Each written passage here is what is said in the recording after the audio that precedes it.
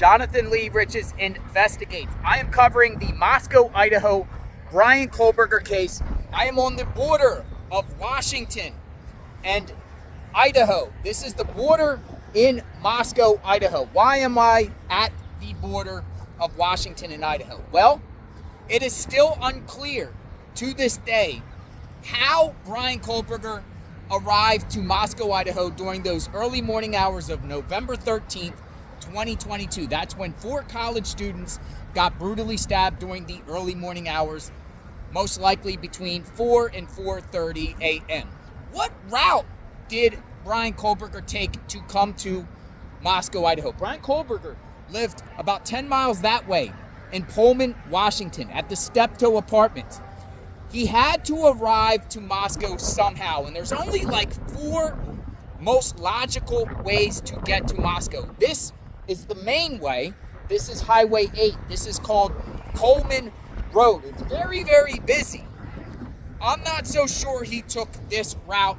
Reason being, once you get to that traffic light right there, which is a Walmart, there's surveillance on those traffic lights. And then each and every traffic light after that, like Farm Road and going into the center of Moscow, has surveillance.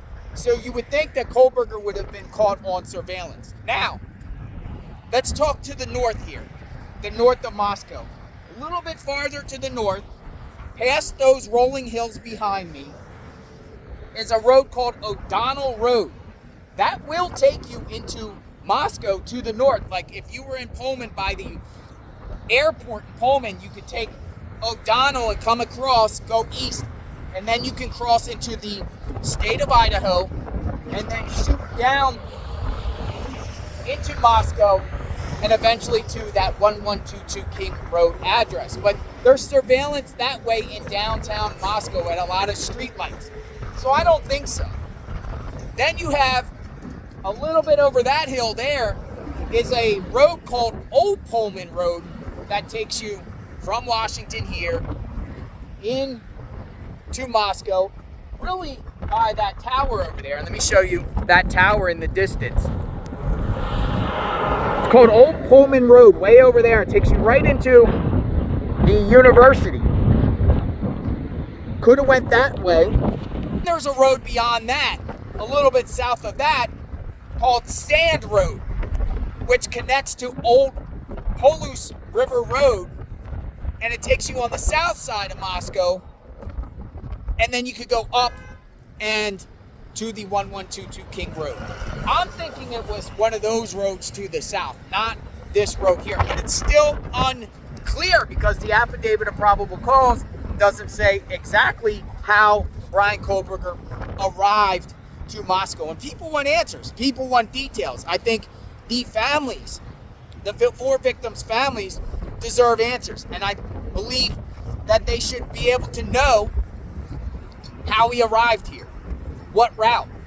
And maybe it will come to light, considering that FBI cast played a part in this case. A lot of agencies in this Moscow, Idaho tragedy were involved in detecting and finding out who the perpetrator was, Bryan Christopher Kohberger. But it's still a mystery.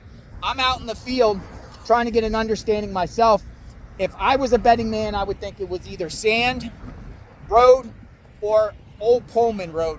I'm leaning towards Sand and then zigzagging around at the south side of Moscow and then eventually working his way to 1122 King Road, where the tragedy occurred. And I believe it was Bryan Kohberger. I believe they have their man. They're doing construction here. You see, welcome to Idaho. Right on the border, they got an American flag. Construction going on. Let me just zoom in down there and you can see, look, surveillance. See that? So you would think that Kohberger would be on the surveillance there.